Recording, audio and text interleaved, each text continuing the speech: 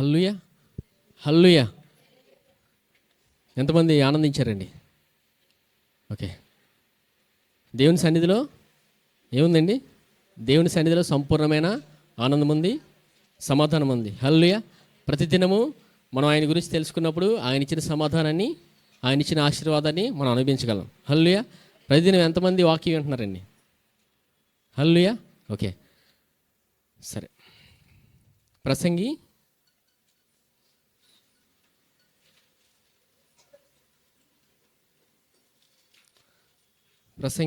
మొదటి అధ్యాయం మొదటి వచనం నుంచి చూడండి.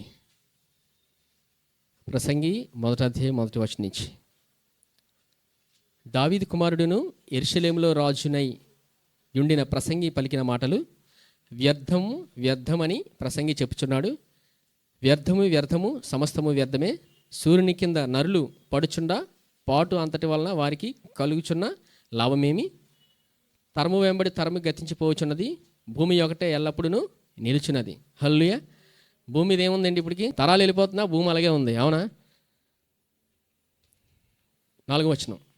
తరము వెంబడి తరము గతించిపోవచ్చున్నవి, భూమి ఒకటే ఎల్లప్పుడూ నిలుచున్నది. సూర్యుడు ఉదయించును, సూర్యుడు అస్తమించును, తాను ఉదయించు స్థలము మరల చేరుటకు త్వరపడును. గాలి దక్షిణముకు పోయి ఉత్తరమునకు తిరుగును, ఇట్లు మరల మరల తిరుగుచు తన సంచార మార్గమున తిరిగి వచ్చును. నదులనియు సముద్రములో పడును, అయితే సముద్రము నిండుట లేదు. నదులు ఎక్కడి నుండి పారి వచ్చినో అక్కడికే అవి ఎప్పుడును మరలిపోవును. ఎడతెరిపి లేకుండా సమస్తము జరుగుచున్నది. మనుషులు దాన్ని వివరింప జాలరు. చూచుట చేత కన్ను తృప్తి పొందకున్నది, వినుట చేత చెవికి తృప్తి కలుగుట లేదు. మునుపు ఉండినదే ఇక ఉండబోవునది, మునుపు జరిగినదే ఇక జరగబోవునది. సూర్యుని కింద నూతనమైనది ఏదియూ లేదు. హల్లెలూయా. ఇప్పుడు ఏం జరుగుతుందండి భూమి మీద? మునుపు ఉండునదే ఇక ఉండబోవునది, మునుపు జరిగినదే ఇక జరగబోవునది. హల్లెలూయా. మునుపు ఏం జరిగిందండి? మునుపు ఏం జరిగింది? భూమి ఆకాశాన్ని సృష్టించింది ఎవరు? దేవుడు సృష్టించాడండి. అవునా? ఆయనే భూమి ఆకాశాన్ని సృష్టించారు. ఆయన సృష్టించిన భూమి మీద మనం ఉన్నాం. హల్లెలూయా. ఎవరు సృష్టించారండి భూమి? దేవుడు సృష్టించిన భూమి మీద మనం ఉన్నాం. హల్లెలూయా. మనుషులు తయారు చేయలేదు కదండి భూమి, దేవుడు తయారు చేశాడు. హల్లెలూయా. ఆకాశం ఎవరు తయారు చేశారు? దేవుడే. ఈ గొప్ప జ్ఞానం గురించి ఎవరు వివరిస్తున్నారు? ఎవరు రాశారు? ప్రసంగి సొలొమోన్ అండి. హల్లెలూయా. ఈ గొప్ప జ్ఞానం గురించి ఎవరు మాట్లాడుతున్నారు? సొలొమోన్ని దేవుడు వాడుకొని రాయించాడు. అవునా? జ్ఞానం గురించి చూడండి. 9వ వచనం. మునుపు ఉండినదే ఇక ఉండబోవునది, మునుపు జరిగినదే ఇక జరగబోవునది. సూర్యుని కింద నూతనమైనది ఏదీ లేదు. అంటే భూమిని ఆకాశాన్ని సృష్టించిన దేవుడు ఒక పని చేశాడండి. హల్లెలూయా.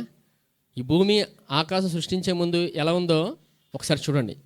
ఆదికాండం 1వ అధ్యాయం 1వ వచనం చూడండి.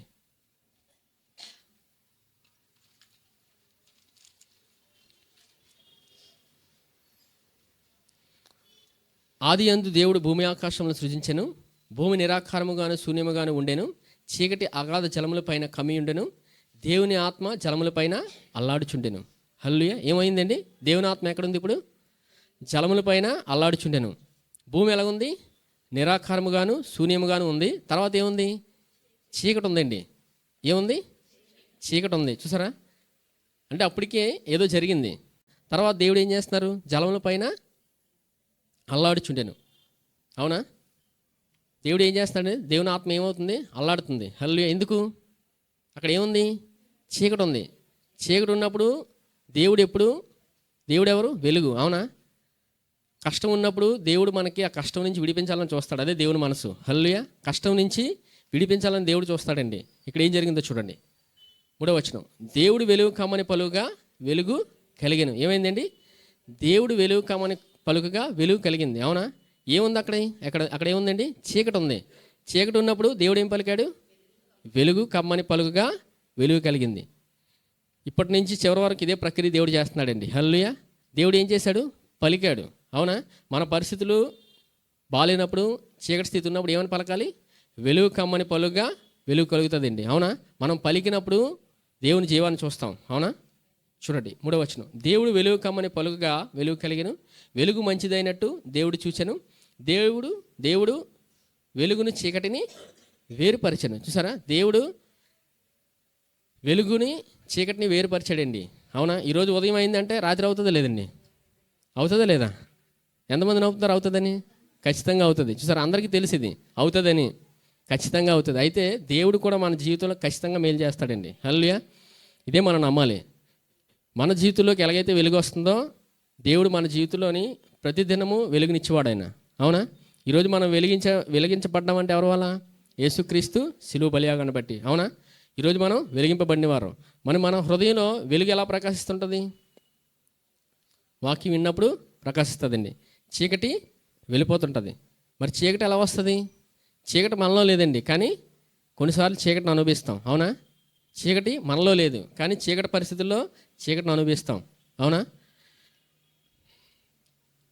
సరే, ఇప్పుడు దేవుడు ఏం చేశాడు? వెలుగు కమ్మని పలుకగా వెలుగు కలిగింది. ఇప్పుడు దేవుడు ఒక పని చేశాడో లేదండి? తర్వాత దేవుడు సృష్టించిన సృష్టి అంతా ఉంటుంది. తర్వాత దేవుడు ఏం చేశాడు? చూడండి, 2వ అధ్యాయం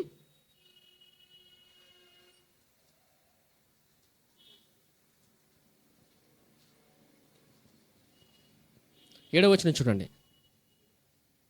దేవుడైన యెహోవా నేలమంటితో నరుని నిర్మించి వారి నాసికా రంధ్రములో జీవవాయును వదగా నరుడు జీవాత్మాయను. దేవుడైన యెహోవా తూర్పున ఏదెన్లో ఒక తోట వేసి తాను నిర్మించిన నరుని దానిలో ఉంచెను. తర్వాత ఎవరిని చేశాడంటే దేవుడు? మనిషిని చేశాడు. అవునా? మనిషిని చేసిన తర్వాత దేవుడు ఎక్కడ ఉంచాడు మనిషిని? ఏదైనా తోటలో ఉంచాడండి. ఏదైనా తోటలో ఎందుకు దేవుడు ఉంచాడు? ఏదైనా తోటలోకి దేవుడు వస్తాడండి. హల్లెలూయా. దేవుడు ఎప్పుడు ఎవరిని, ఆదాముని ఎక్కడ కలుసుకునేవాడు? ఏదైనా తోట. అంటే దేవుని సన్నిధి సూచన. హల్లెలూయా. ఏదైనా తోట దేనికి సూచన అండి? దేవుని సన్నిధికి. చూడండి 8వ వచనం. దేవుడైన యెహోవా తూర్పున ఏదెన్లో ఒక తోట వేసి తాను నిర్మించిన నరుని దానిలో ఉంచెను. మరియు దేవుడైన యెహోవా చూపునకు రమ్యమైనది ఆహారమునకు మంచిదినైన ప్రతి వృక్షమును ఆ తోట మధ్యను జీవవృక్షమును మంచి చెట్ల తెలివినిచ్చే వృక్షమును నేల నుండి మొలిపించెను. మరియు ఆ తోటను తడుపుటకు ఏదెన్లో నుండి ఒక నది బయలుదేరి అక్కడి నుండి చీలిపోయి 4 శాఖలాయను. మొదటి దాని పేరు పీసోను. అది హావీలా దేశమంతటి చుట్టూ పారుచున్నది. అక్కడ బంగారం ఉన్నది. ఆ దేశపు బంగారం శ్రేష్టమైనది. అక్కడ భోళమును గోమేదకములను దొరుకును. 2వ నది పేరు గీహోను. అది కూషు దేశమంతటి చుట్టూ పారుచున్నది. 3వ నది పేరు హిద్దికేలు. అది అష్షూరు తూర్పు వైపున పారుచున్నది. 4వ నది యూఫ్రాటీసు. మరియు దేవుడైన యెహోవా నరుని తీసుకొని ఏదైనా తోటను సేద్యపరచుటకును దాన్ని కాచుటకును దానిలో ఉంచెను. సరే, ఎన్ని నదులు బయలుదేరుతున్నాయండి? 4. చూసారా, దేవుడు ఏదైనా సరే మనిషికి ఇచ్చాడంటే అన్ని వనరులు ఇచ్చే భూమి మీదకి పంపిస్తాడండి. అవునా? అన్ని వనరులు ఇస్తాడు లేదండి? ఈరోజు మనం తింటున్నామంటే ఎవరిచ్చేది? దేవుడు ఇచ్చిందే. అవునా? ఆహారం, నీరు అన్నీ ఆయన ఇచ్చినవే. అన్ని వనరులు మనకి భూమి మీద సమృద్ధి ఇవ్వబడ్డాయి. ఇక్కడ దేవుడు ఆదాముని ఎక్కడుంచాడు? ఏదైనా తోటలో దేవుడు పని చేయమని ఇచ్చాడండి. ఏం చేయాలి? ఆదాము ఖాళీగా కూర్చోమని కాదండి, దేవుడు ఒక పని ఇచ్చాడు. ఏ పని? చూడండి,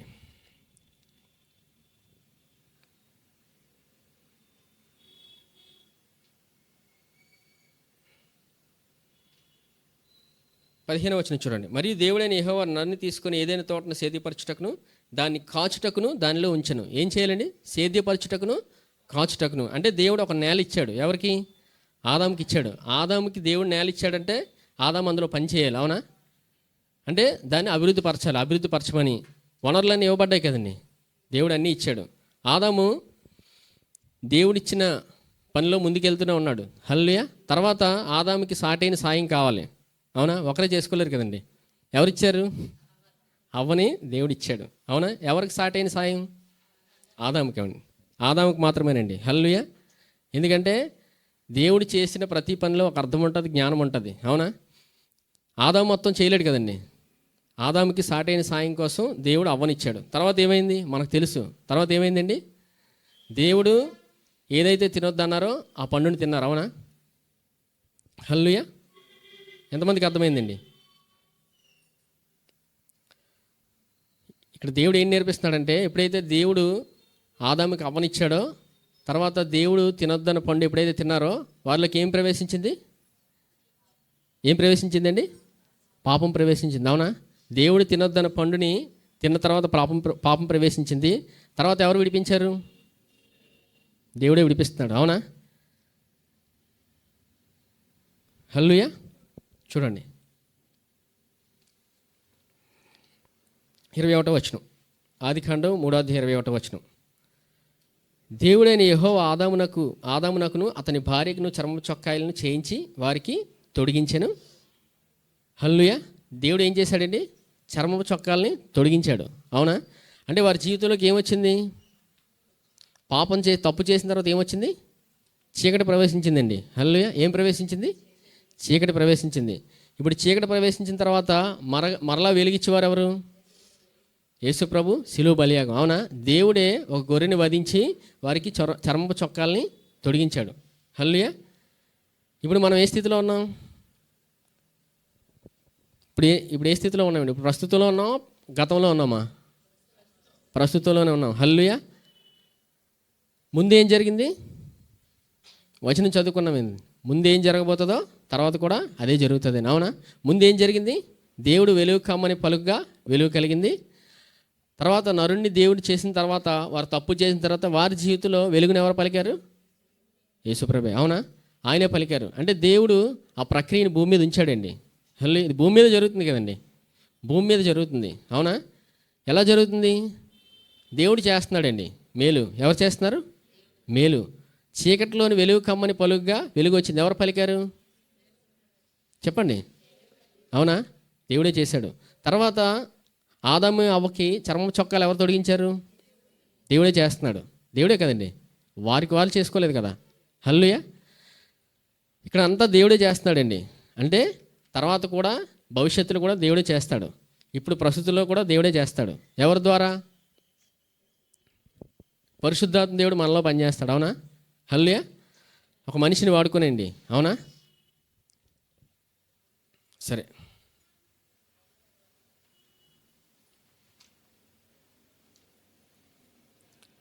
2 కొరింథీ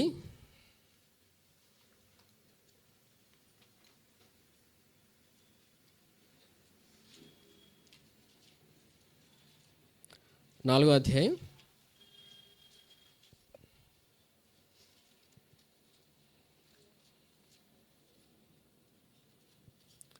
2 కొరింథీ 4వ అధ్యాయం 5వ వచనం.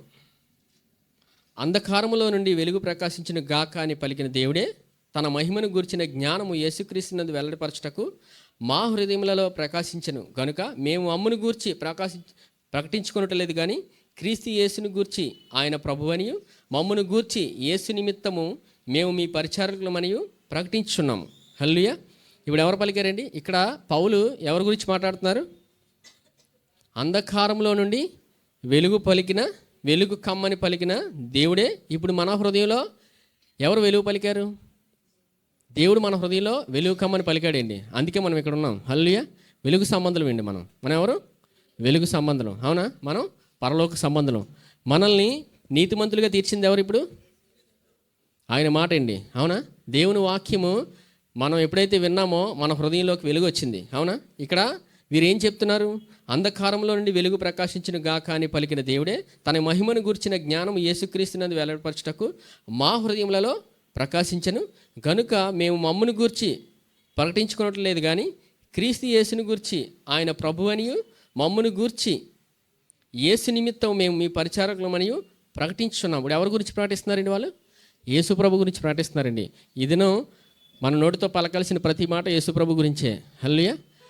పౌలు ఏమంటాడు? నేను సిలువను గురించి మాట తప్ప ఇంకా వేరేది మాట్లాడనని పౌలు ఎన్నోసార్లు పత్రికల్లో రాయించాడండి. అవునా? దేవుడు పౌలు వాడుకొని రాయించాడు లేదండి?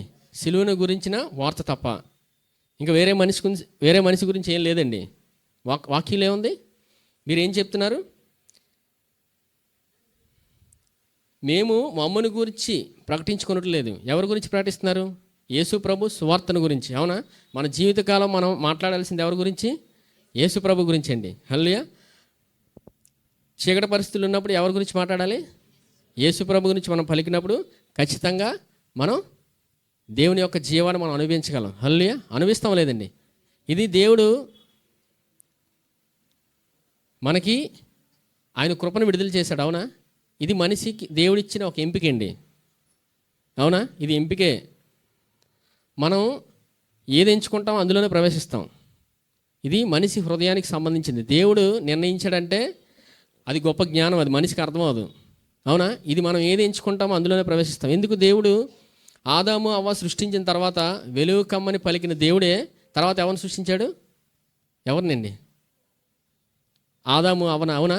వారికి ఏం చెప్పాడు దేవుడు? జీవవృక్షం చెట్టు, తర్వాత మంచి చెడ్ల తెలివిచ్చే వృక్షం ఎదురుగా పెట్టాడు దేవుడు. అవునా? జీవవృక్షం ఎవరికి సూచన? ఎవరికండి? యేసు ప్రభుకి. మంచి చెడ్డ తెలివినిచ్చే వృక్షం ధర్మశాస్త్రం. అవునా? ఈరోజు కూడా దేవుడు మనకు ఎదురుగా ఎవరు ఉంచారు? ఎవరినండి? ఎదురుగా ఎవరున్నారు? యేసు ప్రభు ఉన్నారు. ఇంకోటి మనిషి స్వనీతి. ఎవరిదండి? మనిషి సొంత నీతి. అవునా? మనిషి ఎందులో ప్రవేశిస్తాడనేది ఎవరిని బట్టి ఉంటుంది? ఎవరిని బట్టి అండి? మనిషి ఎంపికని బట్టే ఉంటుంది. హల్లెలూయా. ఎవరిని బట్టి అండి? దేవుడు మనిషికి ఒక ఇష్టాన్ని ఇచ్చాడండి. అవునా లేదా? అక్కడ ఆదాము అవ్వకి దేవుడు ఇష్టాన్ని ఇచ్చాడు. అవునా? దేవుడు ఆపాలి కదా తినొద్దని. మరి దేవుడు ఎందుకు ఆపలేదు? దేవుడు ఎందుకు ఆపలేదండి? అదే దేవుని ప్రేమ. హల్లెలూయా. అదే దేవుని ప్రేమ అండి. దేవుడు ఆపడు ఎప్పుడు. హల్లెలూయా. అక్కడ దేవుడు ఆపాలని మనం అనుకుంటాం. దేవుడు ఆపితే సరిపోద్ది కదా ఎంత దూరం రామని. అవునా? ఆదాము తినడం బట్టే కదా ఎంత దూరం వచ్చింది. హల్లెలూయా. ఆదాము తినడం వల్లే ఈరోజు మానవులందరికీ ఏం సంక్రమించింది? పాపం సంక్రమించింది. పాప పనులు చేస్తున్నాడు కాబట్టి పాపి కాదు. ఎవరండి? మనిషి పాప పనులు చేస్తున్నాడు కాబట్టి పాపి కాదు. పాపి కాబట్టి పాపం చేస్తున్నాడండి. హల్లెలూయా. మనిషి పాపి కాబట్టి పాపం చేస్తున్నాడు. దావీదు ఏమంటాడు? నేను చూడండి కీర్తనలు 51 చూడండి.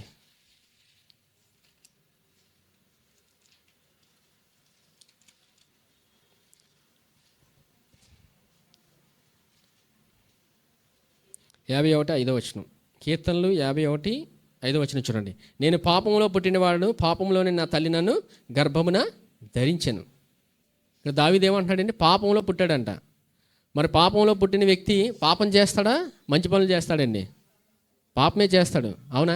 ఇంకా అలా ఉండిపోతే జీవితకాలం పాపం చేస్తూనే ఉంటాడు. అవునా? మరి ఆ పాపం నుంచి ఎవరు విడిపించగలరు? యేసుప్రభు శిలువ బలియాగం. అవునా? ఈరోజు మనల్ని నీతిమంతులుగా తీర్చింది యేసుప్రభు శిలువ బలియాగం. హల్లెలూయా. ఎంతమంది నమ్ముతున్నారండి నీతిమంతులని? మనం ప్రతిదినము నమ్మాల్సింది నేను క్రీస్తు యేసునందు దేవుని నీతినని. అవునా? మనకి పరిశుద్ధాత్మ దేవుడు ప్రతిరోజు బోధిస్తాడు. హల్లెలూయా. పరిశుద్ధాత్మ ప్రతిరోజు మనం బోధించే గొప్ప విషయం ఏంటంటే నీవు నీతిమంతుడు అని. అవునా? అపవాది ఏమంటాడు? అపవాది ఏం చెప్తాడండి? నీవు నీతిమంతుడు కాదు, నువ్వు విన్న వాక్యం అంతా అబద్ధం అని చెప్తాడు. హల్లెలూయా. నువ్వు వినాల్సిన అవసరం లేదంటాడు. అసలు నువ్వు నమ్మొద్దు అంటాడు. అవునా? ఎందుకంటే మనిషి పుట్టుకతోనే పాపి కాబట్టి పాప పనులు చేస్తూనే ఉంటాడు జీవితకాలం. దాని నుంచి విడిపించేది ఎవరు? యేసు ప్రభు. హల్లెలూయా. అందుకే దావీదు చూడండి 32వ కీర్తన చూడండి. కీర్తనలు 32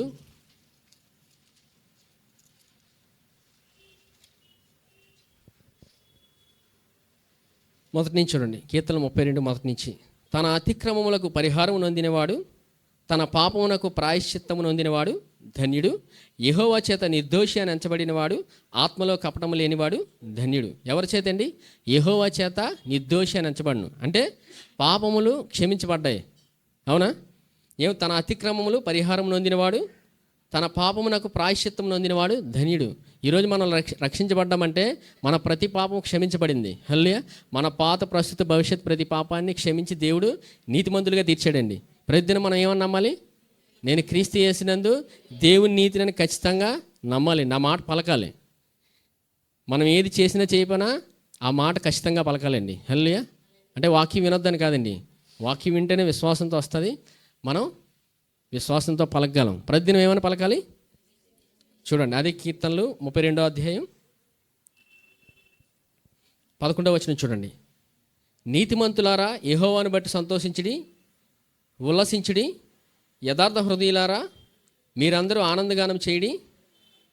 నీతిమంతులారా యెహోవాను బట్టి ఆనందగానం చేయడి. స్తుతి చేయుట యథార్థవంతులకు శోభస్కరము. ఏమంటున్నాడండి దావీదు ఇక్కడ? నీతిమంతులారా యెహోవాను బట్టి ఆనందించమంటున్నాడు. ఏమనండి? నీతిమంతులారా యెహోవాను బట్టి ఆనందించాలి. దేవుడిచ్చిన ఆనందం ఎంత గొప్పదో మనకు తెలిస్తే ప్రతిదినము ఆనందిస్తూనే ఉంటాం. ఎలా ఆనందించగలం? ఆయన ఆరాధించినప్పుడు ఆనందించగలమండి ఖచ్చితంగా. హల్లెలూయా. ఆయన మనల్ని నీతిమంతుడని తీర్చాడని నమ్మినప్పుడు మనం ఆయన ఆరాధించుకుంటూ ఉండలేము. హల్లెలూయా. ఎందుకంటే దేవుని కృప అంత గొప్పది. మనిషి సామర్థ్యాన్ని బట్టి మనం ఆయన ఆరాధించలేం. ఎవరి సామర్థ్యాన్ని బట్టి ఆరాధించగలం? దేవుని సామర్థ్యాన్ని బట్టి మనం ఆరాధించగలం. అవునా? ఆయన మనకు సామర్థ్యం ఇచ్చేవాడు. మనం ఆరాధించాలన్నా ఆయన బట్టే జరుగుతుంది. మన భక్తి కాదండి, మన ప్రార్థన కాదు, మన భక్తి కాదు. ఎవరి వల్ల జరుగుతుంది? ఆయన కృపను బట్టి జరుగుతుంది. అందుకే దావీదు ఏమంటున్నాడు? నీతిమంతులారా యెహోవాను బట్టి సంతోషించిడి, ఉల్లసించిడి, యథార్థ హృదయులారా మీరందరూ ఆనందగానము చేయడి. ఏం చేయమంటున్నాడు? ఆనందగానం చేయమంటున్నాడు. ఈ ఆనందగానం ఎలా వస్తుంది? మనం ప్రతిదినము యేసు ప్రభు గురించి తెలుసుకుంటున్నప్పుడు మన జీవితంలో ఆనందాన్ని ఖచ్చితంగా అనుభవిస్తామండి. హల్లెలూయా. సరే చూడండి, అందుకే వాకింగ్ గురించి యేసు ప్రభు వారు చెప్పిన ఉపమానం చూడండి. లూకా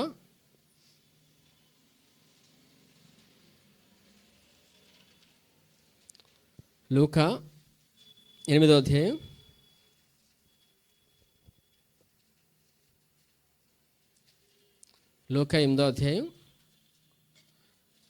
5వ వచనం చూడండి, 4వ వచనం చూడండి. బహుజన సమూహము కూడి ప్రతి పట్టణం నుండి ఆయన వద్దకు వచ్చుండగా ఆయన ఉపమాన రీతిగా ఇట్లా నేను యేసుప్రభు ఎలా మాట్లాడుతున్నారండి? ఉపమాన రీతిగా మాట్లాడతారండి. ఆయన ఎలా మాట్లాడతారు? ఉపమానం అంటే అదొక మర్మం. హల్లెలూయా. ఆ మర్మాన్ని గ్రహించాలంటే అది కూడా మనిషి సామర్థ్యాన్ని బట్టి జరగదు. మళ్ళీ ఎవరిని అడగాలి? యేసు ప్రభుని అడగాలి. ఆయన ప్రకటించుకుంటూ వెళ్ళిపోతారండి మర్మాలన్నీ. కానీ ఆయన దగ్గరికి వెళ్ళి ఎవరైతే అడిగితే ఆయన ఉపమానం యొక్క భావం మర్మం చెప్తారు. అవునా? యేసు ప్రభుని ఎవరు అడిగారు? శిష్యులు మాత్రమే అడిగారండి. అవునా? చాలామంది యేసు ప్రభు దగ్గరికి వాళ్ళ అవసరతల కొరకు వచ్చారు. అవసరతల కొరకే వెళ్ళాలండి. కానీ యేసు ప్రభుని యేసయ్య నువ్వు నాకు కావాలి అని ఆయన దగ్గరికి వెళ్తున్నప్పుడు ప్రతి మేలు మనకు కనబడుతుంది. అవునా? అవసరానికి వచ్చి మాత్రమే వెళ్ళిపోతే వారికి ఏం కనబడేది కాదు. అర్థం ఏంటంటే యేసు ప్రభువే చెప్పారు, నన్ను వెంబడిస్తున్న వారందరూ వారు ఆహారం కొరకు, అవునా, వారు వస్త్రముల కొరకు మాత్రమే నన్ను అనేక మంది వెంబడిస్తున్నారని. నిజముగా వెంబడించేవారు ఏం వింటారు? ఆయన మాట వింటారండి. ఎవరి మాట? అవునా? యేసు ప్రభు దగ్గరికి వచ్చిన వాళ్ళు ఉన్నారండి. చాలామంది ఆయన్ని చంపడానికి వచ్చారు. ఆయన మాట విని ఆయన మేలు చేసినప్పుడు కూడా పరిసయ్యులు నమ్మలేకపోయారు. అవునా? 5వ వచనం చూడండి. విత్తువాడు తన విత్తనములు విత్తుటకు బయలుదేరెను. అతడు విత్తుచుండగా కొన్ని విత్తనములు త్రోవ ప్రక్కన పడి త్రొక్కబడిన గనుక ఆకాశ పక్షులు వాటిని మృంగివేశాను. ఏమైందండి? విత్తుటకు విత్తువాడు బయలు వెళ్ళాడు. అవునా? వెళ్ళిన తర్వాత ఏమయ్యాయి? విత్తనాలు ఎక్కడ పడ్డాయి? త్రోవ పక్కన పడిపోయండి. త్రోవ పక్కన పడ్డం అంటే దారిలో పడిపోయాను అర్థం. అవునా? దారిలో పడిన తర్వాత ఏమవుతాయి? ఆకాశ పక్షులు వచ్చి మృంగివేసాయి. అవునా? హల్లెలూయా. ఇప్పుడు త్రోవ ప్రక్కన పడ్డం అంటే చాలాసార్లు చెప్పాను, ఈ భూమి మీద మనం ప్రయాణిస్తున్నప్పుడు మనకు అనేక మాటలు వినబడతాయి. అవునా? అపవాది మనం ప్రయాణిస్తున్నప్పుడు దేవుడు సత్యాన్ని మనకు బోధిస్తుంటాడు. అవునా? వాక్యాన్ని. అపవాది ఒకే ఒక మాట చెప్తాడు, నమ్మొద్దని. హల్లెలూయా. ఎప్పుడైతే మనం నమ్మమో పక్షులు వచ్చి ఎత్తుకెళ్ళిపోతాయి. ఆ పక్షులు ఎవరు? అపవాది. ఏమనుంది దాని భావం తర్వాత చూద్దాంలేండి. అవునా? అపవాది చెప్పే ఒకే ఒక మాట ఏంటి? నమ్మొద్దు. 6వ వచనం. మరికొన్ని రాతి నేలలు పడి మొలిచి చెమ్మలేనందున ఎండిపోయాను. మరికొన్ని ముండ్ల పొదలు నడుము పడెను. ముండ్ల పొదలు వాటితో మొలిచి వాటిని అణచివేశాను. మరికొన్ని మంచి నేలలు పడెను. అవి మొలిచి నూరంతలుగా ఫలించనను. ఈ మాటలు పలుకుచు వినుటకు చెవులు గలవాడు వినుగా కానీ బిగ్గరగా చెప్పెను. దీని భావం చూద్దాంలేండి. యేసుప్రభు చివరికి ఏం పలికారు? వినుటకు చెవులు గలవాడు వినుగా కానీ బిగ్గరగా మాట్లాడారండి. యేసుప్రభు నెమ్మదిగా మాట్లాడారా? బిగ్గరగా అండి. బిగ్గరగా అంటే గట్టిగా అరిచారు ఆయన. హల్లెలూయా. వినుటకు చెవులు గలవాడు వినుగా కానీ పలికారండి. యేసుప్రభు పలికే మొట్టమొదటి మాట ఏంటి? వినుటకు చెవులు గలవాడు వినుగా కానీ పలికారు. అవునా? యేసుప్రభు మొట్టమొదటిగా ఆయన సువార్త ప్రకటించేటప్పుడు ఆయన పలికిన మాట కూడా అదేనండి. హల్లెలూయా. చూడండి, లోకసువార్త 8వ అధ్యాయం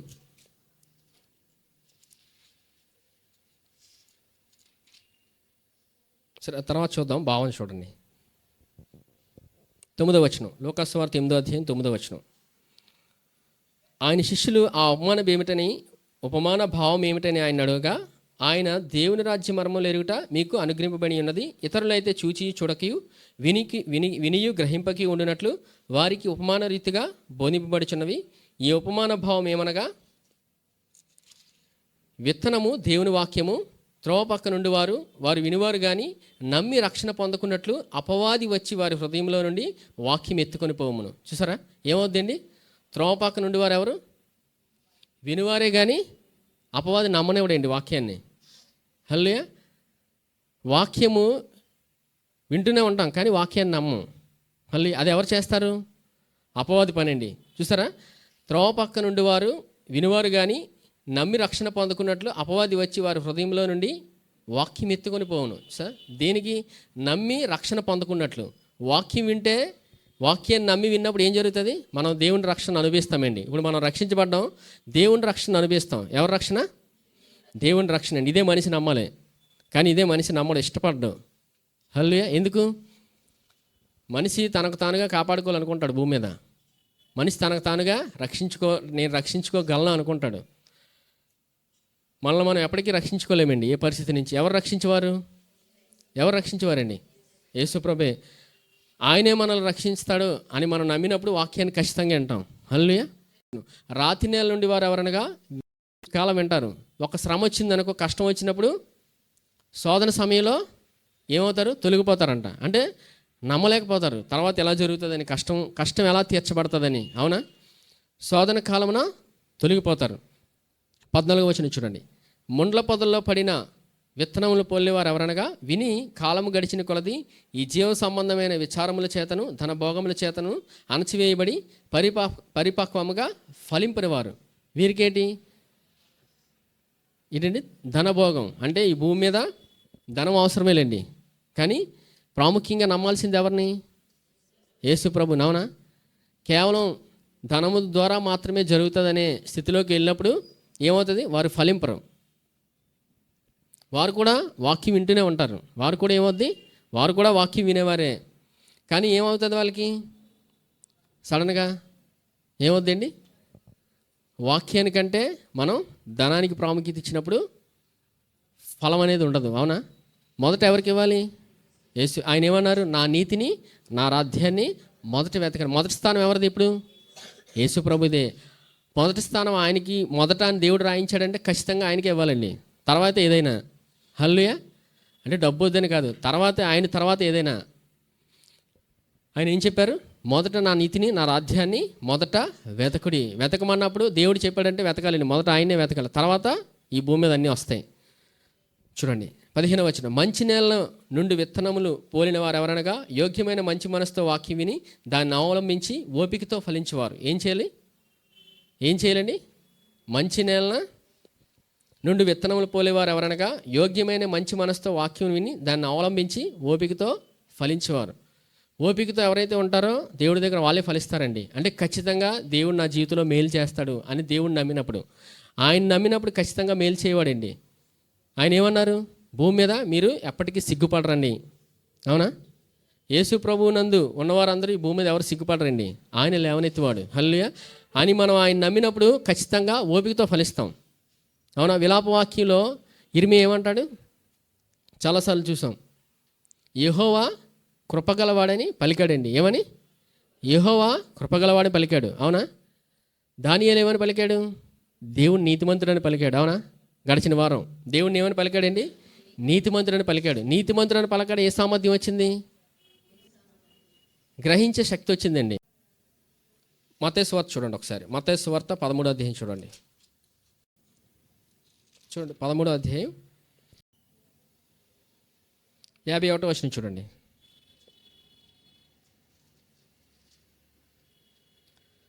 వీటన్నిటిని మీరు గ్రహించుతారా అని వారిని అడుగుగా, వారు గ్రహిస్తామని. ఆయన అందువలన పరలోక రాజ్యంలో శిష్యుడిగా చేరిన ప్రతి శాస్త్రియు తన ధననిధిలో నుండి క్రొత్త పదార్థములను పాత పదార్థములను వెలుపలకు తెచ్చి ఇంటి యజమానిని పోలి ఉన్నాడని వారితో చెప్పాను. ఇక్కడ యేసుప్రభు వారు ఏమడిగారండి? మీరు ప్రతిదీ గ్రహిస్తున్నారని అడిగారు. వారు ఏమడిగారు? వారు ఏం చెప్పారండి? గ్రహిస్తున్నామని చెప్పారు. అంటే మనం ప్రతిదీ గ్రహించాలని దేవుడు ఆశపడుతున్నాడండి. హల్లెలూయా. ప్రతిదీ గ్రహించాలని. అందుకే దానియేలుకి దేవుడు ఏమని ఇచ్చాడు? దేవుడు ఏమిచ్చాడండి? గ్రహించే శక్తినిచ్చాడు. హల్లెలూయా. ఏమని పలికాడు దేవుణ్ణి? దేవుడు నీతిమంతుడని పలికాడు. హల్లెలూయా. సరే, ఇప్పుడు దావీదు దేవుని హృదయానుసారుడు అన్నాం కదండి. ఎన్నిసార్లు విన్నారండి దావీదు దేవుని హృదయానుసారుడని? దేవుని హృదయానుసారుడని పిలువబడడానికి కారణం దేవుని హృదయాన్ని గ్రహించాడు. హల్లెలూయా. ఎంతమంది నమ్ముతున్నారండి దేవుని హృదయాన్ని గ్రహించాడని? చూడండి 119వ కీర్తన చూడండి.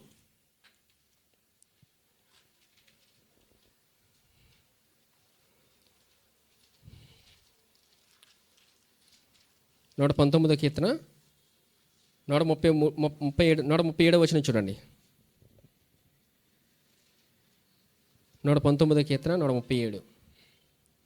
యెహోవా నీతిమంతుడు, నీ న్యాయ విధులు యథార్థములు, నీతిని బట్టి పూర్ణ విశ్వాసతని బట్టి నీ శాసనములను నీవు నియమించితివి. ఇక్కడ దావీదు ఏమంటున్నాడు? యెహోవా నీవు నీతిమంతుడు అని పలికాడండి. దావీదు ఏం పలుకుతున్నాడు? నీతిమంతుడు అని. ఈరోజు మనం ప్రతిదినం పలకాల్సిన మాట ఏంటి? దేవుని నీతిమంతుడు అని పలకాలండి. ఇక్కడ దావీదు ఎలా గ్రహించగలిగాడండి? వాక్యం ద్వారానే దావీదు గ్రహించాడు. హల్లెలూయా. ఈ 137వ వచనంలో పైన చూడండి, సాదే అని ఉంది. ఏమనుందండి? సాదే అని ఉంది. అది హీబ్రూ భాష. ఏ భాష? హీబ్రూలో సాదే అని ఉంది. మనకు అర్థమయ్యే భాషలో అదేంటండి? దేవుని నీతి.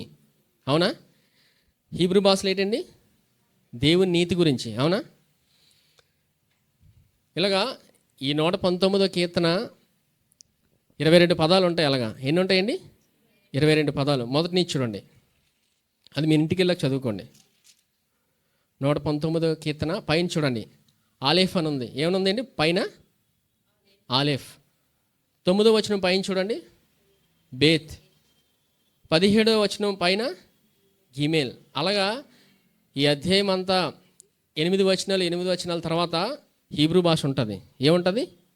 హీబ్రూ భాష అంటే దేవుని గొప్పతనం గురించి, దేవుడు వాక్యంలో ఏముంచాడో ఇవన్నీ వాక్యాన్ని సూచిస్తాయండి. ఏం సూచిస్తాయి? దేవుని వాక్యాన్ని సూచిస్తాయి ఇవన్నీ. హల్లెలూయా. అందుకే దావీదు దేవుని వాక్యంలో ఎవరిని చూశాడు? యేసుప్రభుని చూసి ఏమని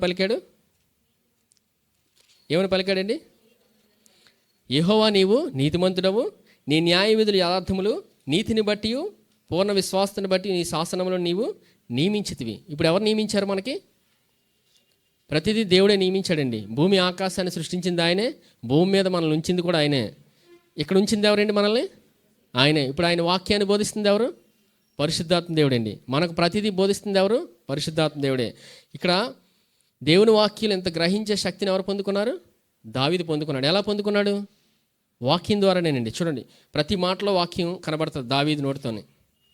119వ కీర్తన కొన్ని వచనాలు చూద్దాం. చూడండి, 119వ కీర్తన 40వ వచనం చూడండి. 40. నీ ఉపదేశములు నాకు అధిక ప్రియములు, నీతిని బట్టి నన్ను బ్రతికింపుము. ఏమడుగుతున్నాడండి? నీ ఉపదేశములు నాకు అధిక ప్రియములు, నీతిని బట్టి నన్ను బ్రతికింపుమని దేవుడిని అడుగుతున్నాడు. అవునా? ఎలా గమనించాడు? దేవుని వాక్యాన్ని బట్టి. 45వ వచనం, నేను నీ ఉపదేశములను వెతకువాడను, నిర్బంధము లేక నడుచుకొందును. ఏం వెతుకుతాడండి? దేవుని ఉపదేశాలన్నీ వెతుకుతాడంట. ఎవరు? దావీదు.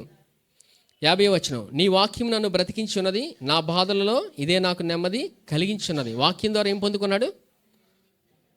నెమ్మది వచ్చిందండి. హల్లెలూయా. దావీదు ఇంత గ్రహింపు శక్తిని పొందుకున్నాడు. హల్లెలూయా. దేవుని వాక్యం ద్వారానండి. చూడండి, 74వ వచనం, 119వ కీర్తన 74వ వచనం, నీ వాక్యం మీద నేను ఆశ పెట్టుకొని ఉన్నాను, నీ యందు భయభక్తులు గలవారు నన్ను చూసి సంతోషింతురు. దేని మీద ఆశ పెట్టుకున్నాడండి? వాక్యం మీద ఆశ పెట్టుకున్నాడు. ఈరోజు మన ఆశ వాక్యమై ఉండాలండి. ఏమై ఉండాలి? మన ఆశ వాక్యమైనే ఉండాలి మన హృదయంలో. హల్లెలూయా.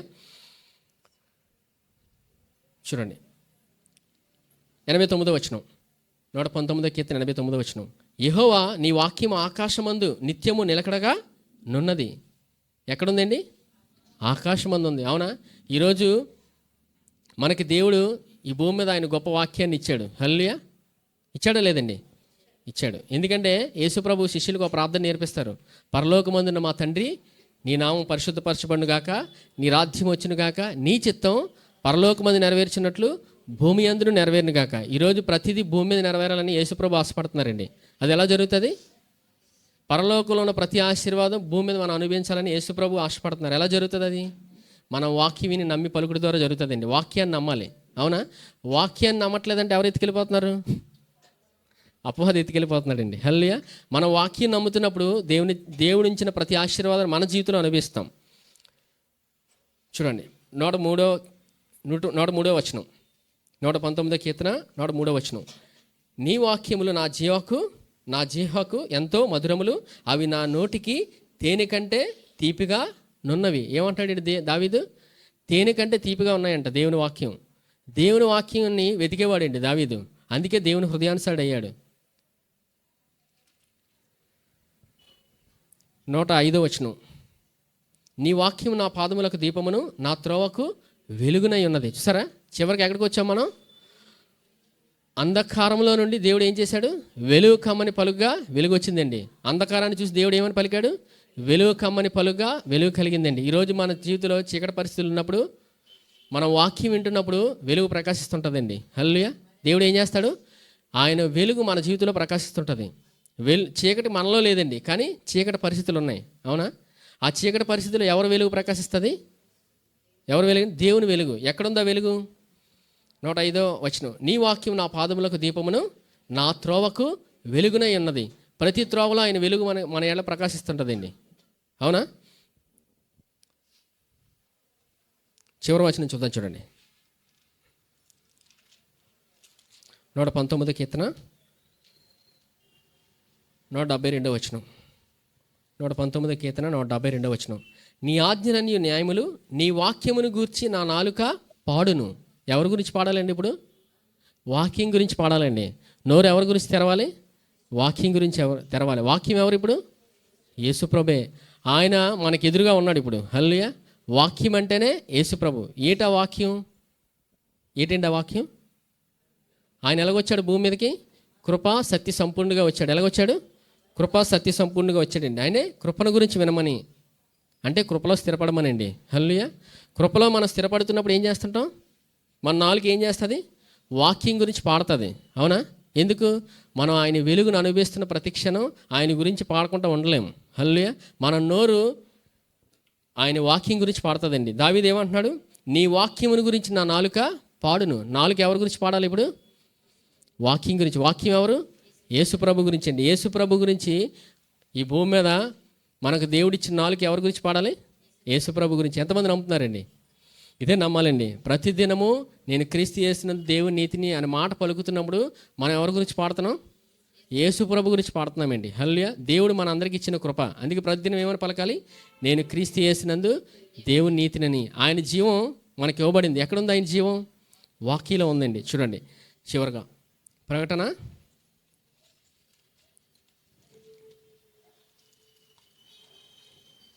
22వ అధ్యాయం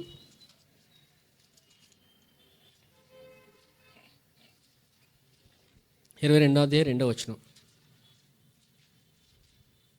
ప్రకటన 22వ అధ్యాయం 2వ వచనం. ఆ పట్టణపు రాజవీధి మధ్యను ప్రవహించుట ఆ దూత నాకు చూపెను. ఆ నది యొక్క ఏవలను ఆవలను జీవవృక్షం ఉండెను. అది నెలకు ఫలించుచు 12 కాపులు కాయను. ఆ వృక్షము యొక్క ఆకులు జనములను స్వస్థపరచుటకై వినియోగించును. ఇక మీదట శాపగ్రస్తమైనది ఏది దానిలో ఉండదు. దేవుని యొక్కయు గుర్రపిల్ల యొక్కయు సింహాసనము దానిలో ఉండును. ఆయన దాసులు ఆయనను సేవించు ఆయన ముఖదర్శనము చేయుదురు. ఆయన నామము వారి నొసల యందుండును. రాత్రి ఇక నెన్నడూ ఉండదు.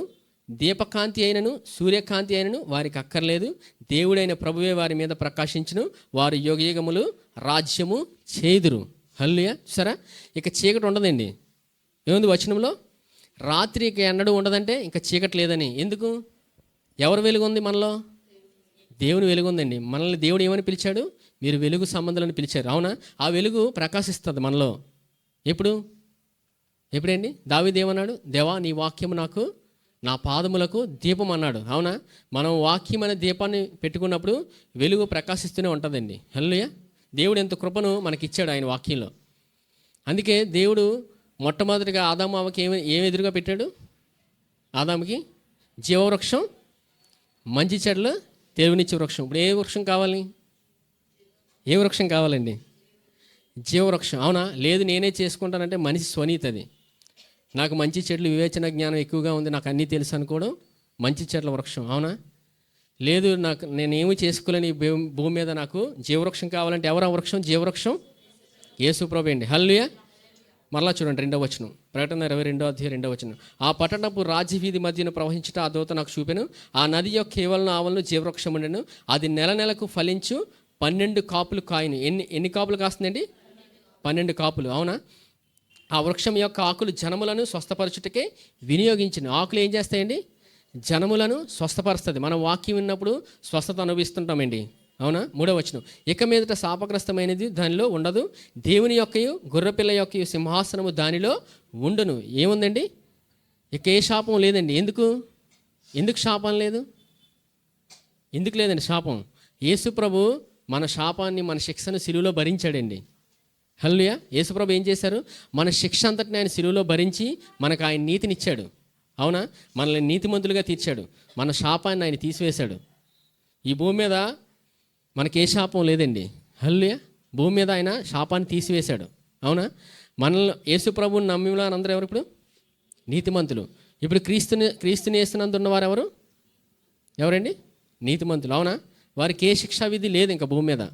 యేసు ప్రభువుని నమ్ముకున్న వారికి ఏ శిక్షా విధి లేదు. వారిని ఆయన నీతిమంతులుగా తీర్చాడు. అవునా? యెహోవా చేత నిర్దోషి అని ఎంచబడిన వాడు ధన్యుడు. అవునా? దావీదు అదే రాస్తున్నాడండి.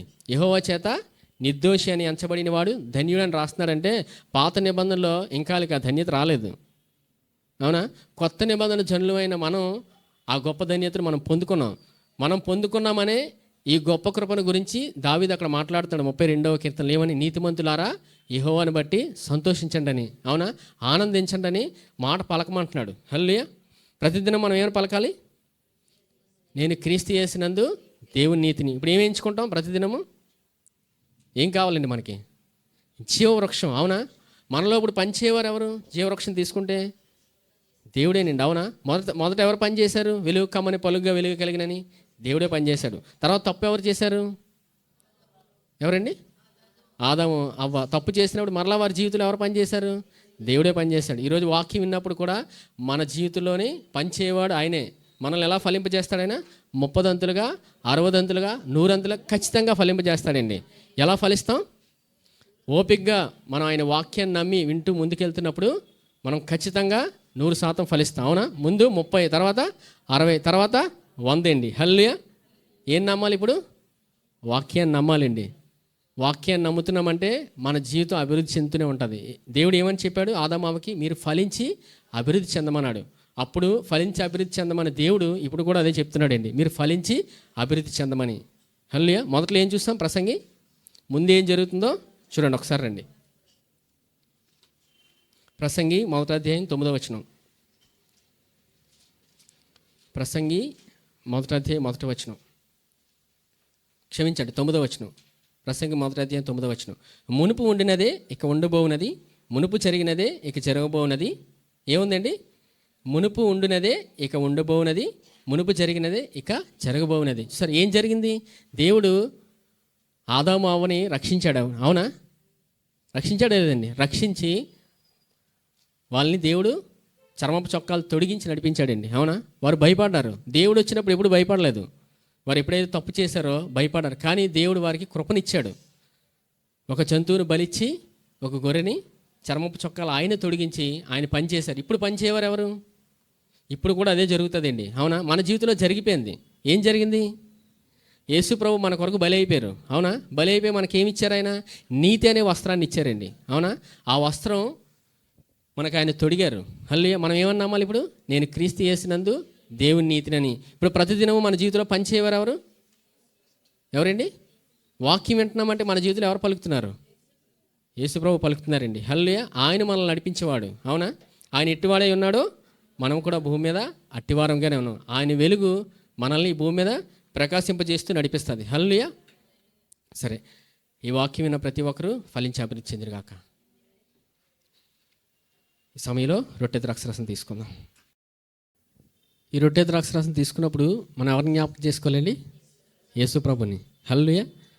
ఆయన మనల్ని స్వస్థపరచువాడు, ఆయన మనల్ని లేవనెత్తివాడు. ఏ ఆలోచనతో తీసుకోవాలి?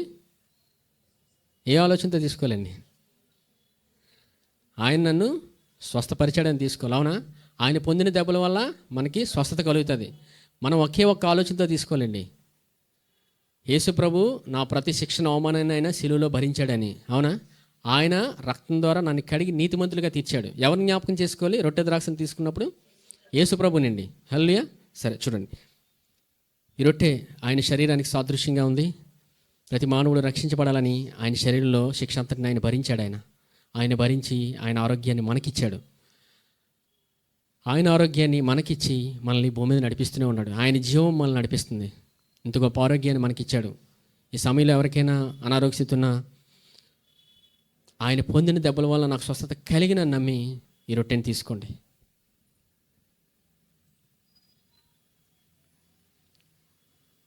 ఈ పాత్రలోనిది ఆయన రక్తానికి సాదృశ్యంగా ఉంది. ప్రతి మానవుడు రక్షించబడాలని ఆయన రక్తమంతటిని చిందించాడు. ఆయన రక్తమంతటిని చిందించాడు. ఆయన రక్తంతో మనల్ని కడిగి నీతిమంతులుగా తీర్చాడు. ఇంత గొప్ప కృపను మనం పొంది ఉన్నాం. సమయంలో నేను క్రీస్తు యేసునందు దేవుని నీతిని నమ్మి ఈ పాత్రలోని తీసుకోండి.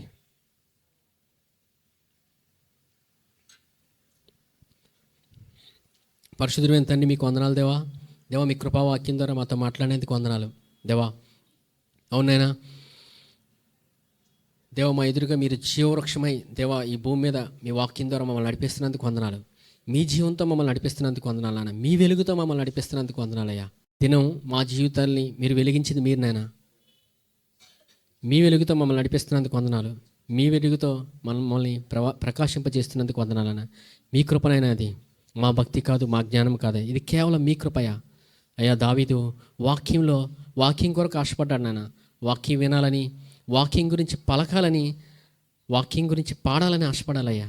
అంత కృపను మీరు దావీదుకి ఇచ్చినందుకు వందనాలు దేవ. ఇది మమ్మల్ని అందరినీ మీ కృపతో నీతిమంతులుగా తీర్చినందుకు వందనాలు. నీతిమంతులుగా ఈ భూమి మీద మమ్మల్ని నడిపిస్తున్నందుకు వందనాలు. ప్రతిదినము మీ వాక్యం వింటూ ముందుకెళ్ళే గొప్ప కృపలకు నడిపించండి నాయన దేవా. మీ వాక్యం సత్యం, మీ వాక్యం జీవం నాయన. ఈ భూమి మీద మీ వాక్యమే మమ్మల్ని నడిపిస్తుంది, మీ వాక్యమే మమ్మల్ని జీవింపజేస్తుంది అన్న. ఇంత గొప్ప వాక్యాన్ని మేము వింటూ ముందుకెళ్ళే గొప్ప కృపలకు నడిపించమని దేవా మీరు మమ్మల్ని వాడుకొని మహిమ పొందుకోమని వేడుకుంటున్నాను. ఈ సమయంలో మీ బిడ్డలందరినీ జ్ఞాపకం చేస్తున్నాను దేవా. ఎవరైనా అనారోగ్య స్థితిలో ఉన్నట్లయితే ముట్టి స్వస్థపరచండి నాయన. మానసికమైన స్థితిలో ఉన్నట్లయితే ముట్టి లేవనెత్తండి నాయన. మీ కృపతో లేవనెత్తండి నాయన దేవా. అలాగైతే దేవా ఇక్కడ ఉన్న ప్రతి కుటుంబాన్ని జ్ఞాపకం చేస్తున్నాను దేవా. ఎవరైనా కుటుంబంలో రక్షణ లేని వారు ఉన్నట్లయితే వారికి రక్షణ దయచేయండి. మీ సన్నిధికి ఆకర్షించుకోండి నాయన దేవా. మీరు ఆకర్షిస్తేనే మీ సన్నిధికి ఎవరైనా వస్తారు నాయన. మీరు ఆకర్షించుకోండి నాయన. ఇది మీ సన్నిధిలో మమ్మల్ని ఉంచినందుకు వందనాలు. మీ కృపతో మమ్మల్ని నడిపిస్తున్నందుకు వందనాలు నాయన దేవా. మీరు మమ్మల్ని తీసుకువెళ్ళమని ముందుకి మీరు మహిమ పొందుకోమని వేడుకుంటున్నాను దేవా. మరొకసారి మీ బిడ్డలందరినీ జ్ఞాపకం చేస్తాను దేవా. మా అందరికీనైనా మీ వాక్యం వినే సామర్థ్యాన్ని ఇచ్చినందుకు వందనాలు. మీ వాక్యాన్ని ప్రతిదినం మాకు వినిపిస్తున్నందుకు వందనాలు దేవా. మీ వాక్యంతో ముందుకెళ్ళే గొప్ప రూపంలోకి మమ్మల్ని నడిపించమని, అలాగే ఈ భూమి మీద మమ్మల్ని సాక్షులుగా వాడుకొని దేవా మీరే మహిమ ఘనత పొందుకోమని దేవా ఈ ప్రార్థన యేసునామములో అడిగి వేడుకుంటున్నాను తండ్రి. ఆమేన్. యెహోవా నిన్ను ఆశీర్వదించి నిన్ను కాపాడును గాక. యెహోవా తన సన్నిధి కాంతి ప్రకాశింపచేసి నిన్ను కరుణించును గాక. యెహోవా తన సన్నిధి కాంతి ఉదయింపచేసి మీకు సమాధానము కలుగజేయును గాక. ఆమేన్.